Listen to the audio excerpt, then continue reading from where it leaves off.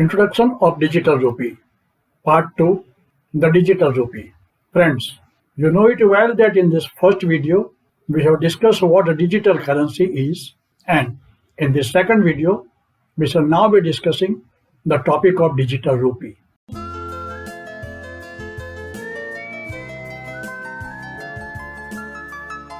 For latest updates, subscribe to our channel and press the bell icon.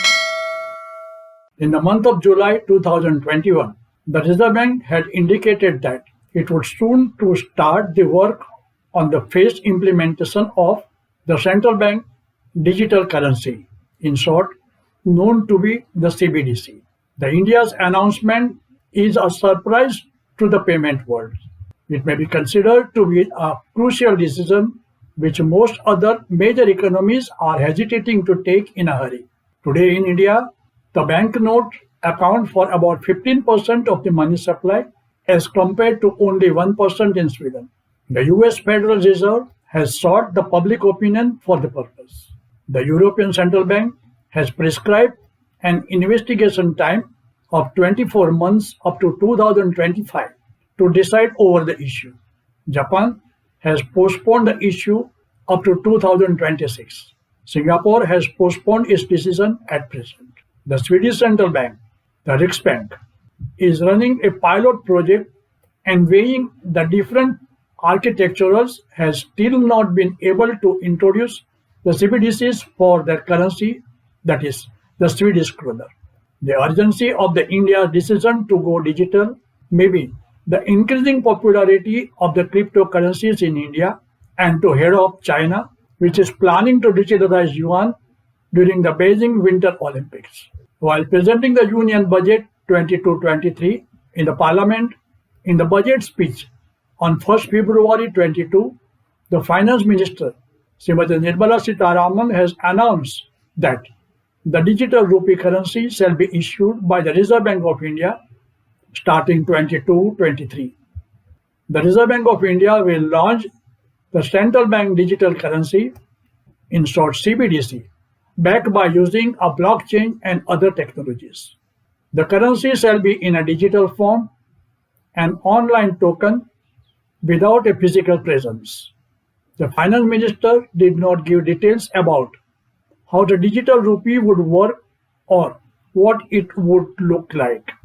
By providing a big push to the digital currency, it may prove to be a replacement of a cash for an economy.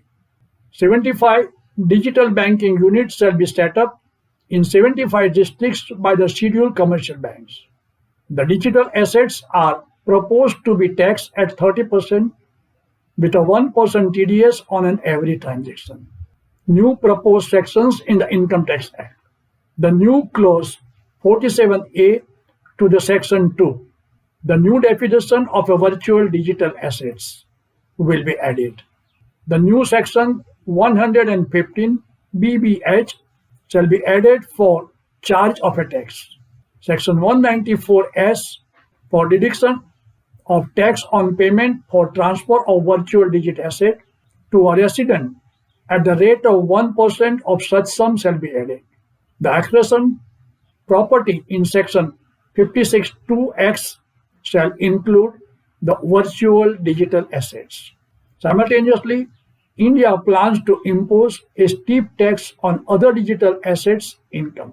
The Finance Minister has also assured that the financial support for the digital payment ecosystem announced in the previous budget will continue in the year 2022-23. This will further encourage the adoption of digital payments. The focus shall be to promote the use of payment platforms that are economical and user-friendly. RBI Governor Shaktikant Das has made it clear that the private cryptocurrencies are a threat to our macroeconomy and financial stability and undermine its obligation to deal with challenges on the two fronts. Cautioning the investors, the governor has said such an assets have no underlying whatsoever, not even a tulip, as against what we stated in the earlier discussion that the digital currencies issued world over does not have any backing of any government. The central bank digital currency issued in India shall be the legal tender issued by the Reserve Bank of India and shall fulfill basic functions as a medium of exchange, unit of account, store of value, and standard of deferred payment. With the backing of the Reserve Bank, the CBDC shall provide the basic trust to the users, which is otherwise lacking in other cryptocurrencies.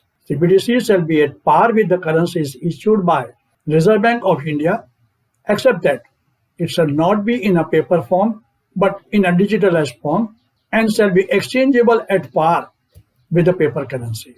With the use of the CBDC, the purchasing power from the deposit accounts shall be transferred into our digital wallets in the form of online tokens and shall continue to be the direct liability of the Reserve Bank of India as hitherto. The advantages of the proposed CBDC shall be like no need for interbank settlement. The digital currency shall be the most efficient and cheaper currency management system for the India. The use of CBDC shall eliminate the risk of losses which at present the depositors are facing in their dealings with the commercial banks.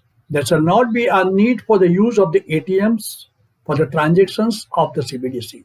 CBDC will give a big boost to the India's digital economy.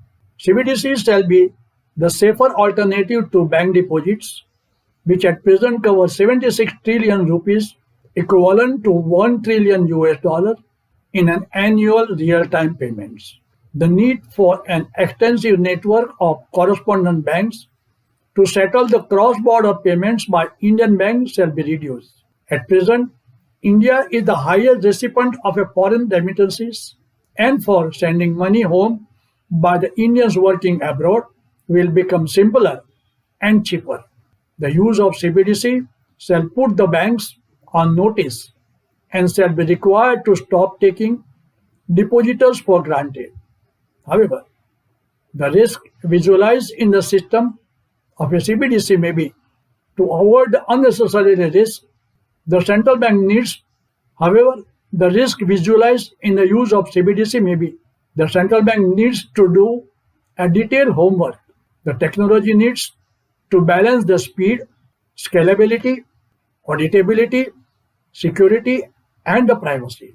The BJP MP from Bangalore South, Tejasvi Surya, has said that the central bank digital currency will officially make India enter into a crypto market, and this move will revolutionize the digital economy. Thank you all. For detailed learning of all logistics subjects, visit www.logiveda.com.